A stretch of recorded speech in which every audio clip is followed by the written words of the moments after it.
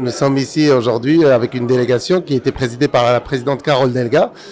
Nous sommes venus avec un grand nombre de décideurs économiques à l'occasion des 10 ans de la Maison de la Région Occitanie à Casablanca, donc au Maroc. Nous sommes implantés ici avec une équipe qui est ici pour bien sûr nourrir les relations entre notre région Occitanie et le Maroc. Et ça fait 10 ans qu'on travaille à cette relation dans tous les domaines, bien sûr la coopération économique, mais aussi dans la coopération culturelle et institutionnelle avec notamment les régions du Maroc. Notre projet est très simple, créer un port vert vertueux.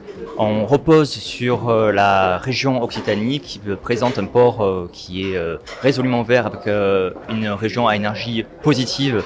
Et ce port en Occitanie va permettre de développer au maximum les entrées de méthanol, de e-méthanol, d'ammoniac ou de n'importe quel vecteur hydrogène permettant d'importer et d'exporter entre Maroc et région Occitanie. Le but du port, c'est uniquement de travailler avec des acteurs tels que le Maroc pour pouvoir gérer des flux et à terme produire de l'hydrogène sur le territoire occitanien.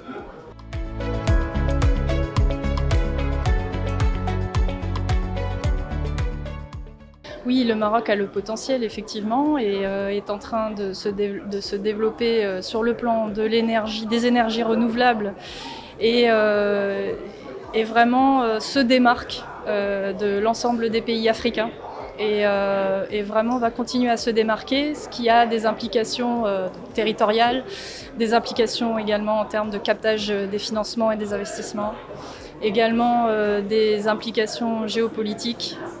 Le Maroc se positionne vraiment en leader africain et voilà. Et on n'est qu'au début de cette histoire.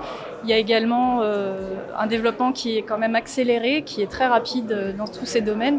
On l'observe nous à l'échelle des territoires et des bâtiments et c'est très prometteur. C'est également un domaine et des circonstances qui sont génératrices d'emplois et auxquelles on souhaite contribuer à l'échelle d'Alto Eco, justement, dans le fait d'être en mesure de faciliter l'insertion professionnelle des jeunes ingénieurs dans ces domaines.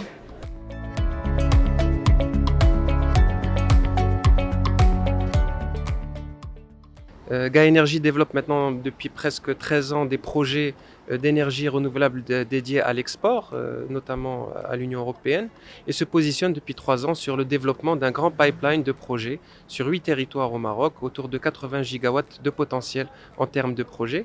Voilà, nous croyons et nous sommes convaincus que le Maroc va jouer une place majeure dans cet nouvel écosystème de l'hydrogène vert et de ses dérivatifs. Et le Maroc pourra devenir un des premiers exportateurs nets de cette énergie en Europe.